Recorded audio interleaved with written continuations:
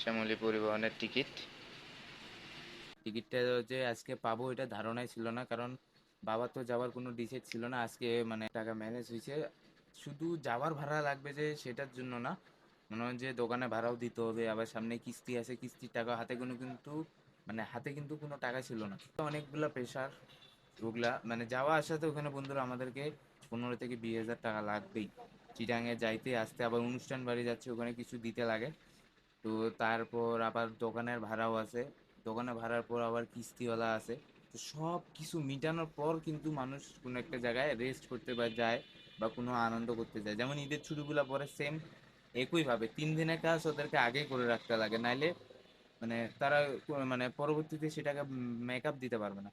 তো আজকে কিন্তু টিকিট পাবো সেটা কিন্তু একবারে নাই, হাল ছাড়িয়ে দিছিলাম। বাবা বলছিল যে হয়তো যদি ঢাকার টিকিট কাটতে হবে, মানে এখান থেকে ঢাকা যেতে হবে, ঢাকা থেকে তারপর চিটাগাং ভাঙ্গে ভাঙ্গে। তো আমি প্রথমে গেলাম টিকিট কাউন্টারে, যাই বললাম যে ডাইরেক্ট কি চিটাগাংয়ের কোনো টিকিট আছে চট্টগ্রামের? ও হ্যাঁ একটা আছে। যখন বললাম মন তো একবারে খুশি হয়ে গেল। তারপরে মনটা একটু আপসেট হয়ে গেল, কারণ সিট দিছে একবারে সবার শেষে, একবারে সবার শেষে, ড্রাইভারের লাইনের একবারে সবার শেষে।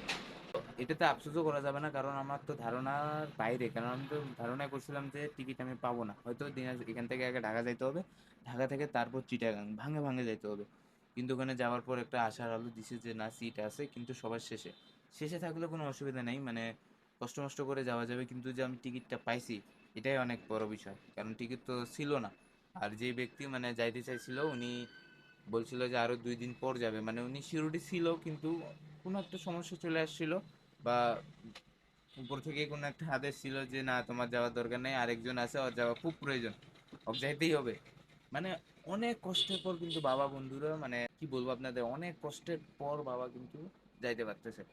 এটাই শেষ, কারণ এটা যদি না যেত বাবার কিন্তু একটা আফসোস থাকতো। এটা কিন্তু বাবার ছোট ছিল, পিসিটা কিন্তু বাবার ছোট, দাহর সময় তো যাইতে পারে নাই, শেষ মুখও দেখতে পারে নাই। তো এই শ্রাদ্ধে যাওয়ার কিন্তু খুব ইয়া ছিল, যদি না